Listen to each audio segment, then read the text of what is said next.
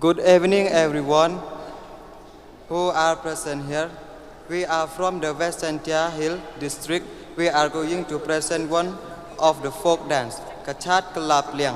Kachat Kelap Liang literally means plate dance. It's one of the most popular dance of the Penar people of Jantia Hill since time immemorial. The dance was performed before the sowing season.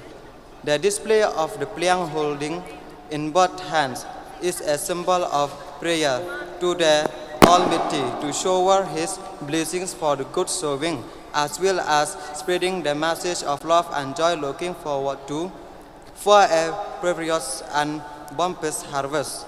Apart from the above mentioned proposed, Kachat Pliang was also performed to entertain the Jantia king during the period when in paid a visit to Nartiang in his summer camps, also inspiring the people, the spirit of oneness among all Indian people.